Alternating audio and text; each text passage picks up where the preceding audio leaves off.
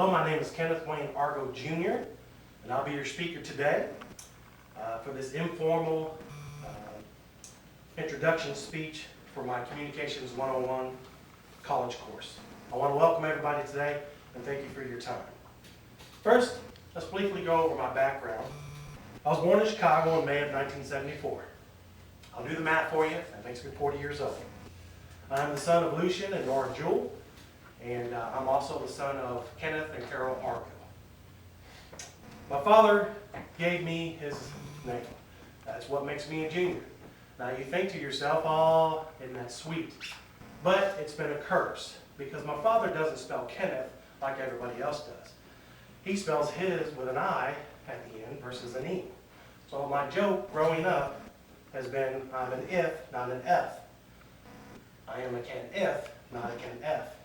Now you think, oh, that's not that big of a deal, but when everything is misspelled, and you have checks written in your name that is misspelled, which will cause an issue for getting them cashed, it can be a curse. But I'm honored to have my dad's name. I am the youngest of 5 children. I have 2 older brothers, and I have 2 older sisters. My stepfather, Lucian, has been retired now for the U.S. Navy. He spent 27 years in the U.S. Navy, and that makes me a military brat. Okay? What a military brat is I'm not real sure, but that's the term that was labeled me. Okay? I have lived in multiple states, and I have been to multiple schools. But in 1986, and yes, that does date me a little bit, while I was in 7th grade, I was living in Newport News, Virginia. And this is when one of my passions in life began. My passion for football. See, in 7th grade, while attending Queens Lake Middle School, I joined the football team for the very first time. I made an instant connection with the sport, and I excelled at it due to my size and my strength. While I was in 9th grade, I again was excelling. I actually lettered for varsity as a freshman. In 1989, my father retired from the military, which brought us back here in Kentucky. My father went to work in Eddyville, Kentucky as a prison guard, and the closest place to play football was Caldwell County. As a sophomore at Caldwell County High School, I continued to shine, and I was a starter as a sophomore, and I lettered that year as well. I also began my wrestling career, and as a senior, I was voted All-State first team in football. That's the first time that this honor had been bestowed on anybody at Caldwell County since 1963, so I was very honored to do this. To this day, I love football as well as my family. I am a huge Chicago Bears fan, and for obvious reason, being from Chicago. I also enjoy college and NBA basketball. The college team is UK. Even though I don't attend there, I do support their basketball team. And of course, the NBA team is the Chicago Bulls.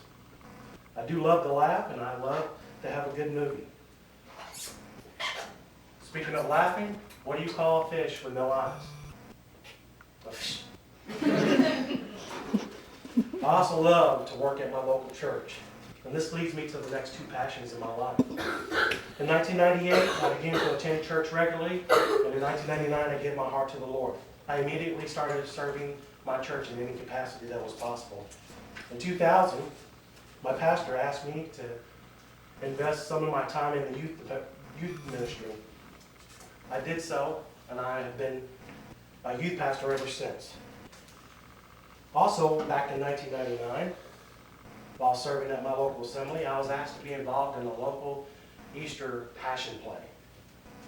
It was there that I met my future wife. I married Amy in 2003. We have 2 daughters, Alyssa Jade and Emma Grace. My wife and I are best friends, and that includes, we do everything together, and that includes ministry. And now, here in the future, near future, it will include professions. So in conclusion, the reason why I'm giving this communications course speech today is to hopefully attain my degree at the end of this coming year. See, until 2013, I worked for a major communications company. And when my job was outsourced, I was posed a question. what to do next. I chose, along with my wife, to return to college. You see, at one point, I didn't think that I was college material, but here 21 years later, I find myself that I am. I want to thank you for coming this afternoon, and I want to leave you with this thought. Even though I thought I was too old for college, I realized that I'm not. I realized that you're never too old for self-improvement. Sophia Loren once said, "There is a fountain of youth. It is in your mind, your talents, the creative that you bring to life and to the lives of the people that you love. When you learn to tap into this source, you are truly defeating age." Thank you and God bless. Appreciate you coming.